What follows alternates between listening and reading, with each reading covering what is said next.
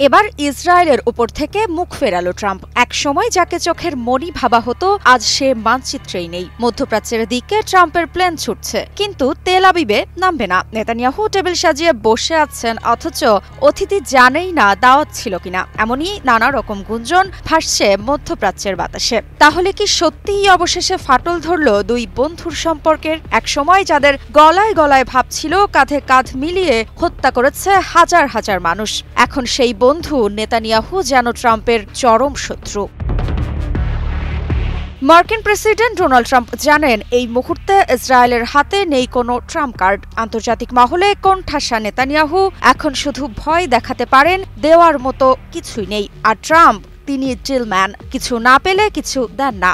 তবে ট্রাম্পের জন্য এর নতুন কিছু নয়, বহু বছর ধরেই বিশ্বাসঘাতক হিসেবে বেশ পরিচিত তিনি। তবে ইসরায়েলের মতো দেশের সাথে এর থেকেও খারাপ কিছু হওয়া উচিত, যার কারণ কারো অজানা নয়।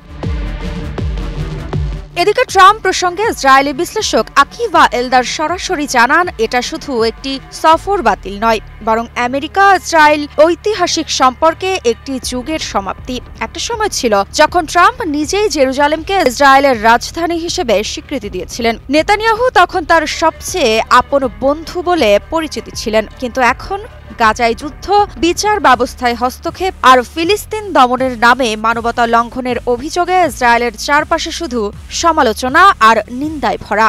এই অবস্থায় নেতানিয়াহু ট্রাম্পের কাছ থেকে যা চেয়েছিলেন তা পাওয়া তো দূরের কথা, তিনি এখন আমন্ত্রণই পাচ্ছেন না। ট্রাম্পের কাছে বন্ধুত্ব মানে একটাই, আমার লাভ কোথায়?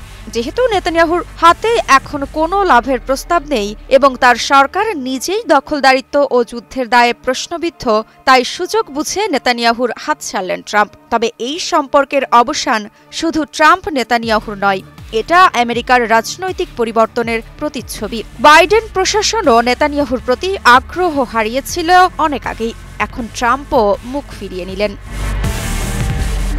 এখন প্রশ্ন আসতে পারে, এর মানে কি? মানে খুবই সহজ, ইসরায়েল এখন একা। মধ্যপ্রাচ্যে তার আগের দাপট নেই।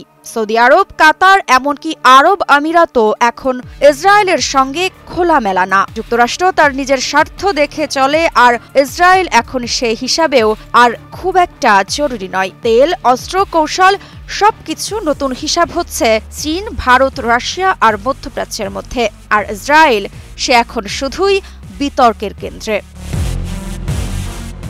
সব মশার বিরুদ্ধে সুরক্ষা দিতে এলো বসুন্ধরা এক্সট্রিম অ্যারোসল, মশার বিরুদ্ধে এক্সট্রিম সুরক্ষা। তবে ট্রাম্প খারাপ তা নিয়ে দ্বিমত নেই, কিন্তু নেতানিয়াহু এখন এমন এক পর্যায়ে পৌঁছেছে যেখানে তার পাশে দাঁড়ানো মানে নিজেকে ঝুঁকিতে ফেলা। তাই হয়তো ট্রাম্প নিজেই হিসেব কষে দূরে সরে গেছেন। নেতানিয়াহুর এখন সময় বদলেছে, বন্ধু আর নিজেদের লোক এখন হিসেব করে চলে। গল্পটা এখন আর ঐতিহাসিক মৈত্রীর নয়, এটা এখন একাকিত্ব আর সংশয়ের।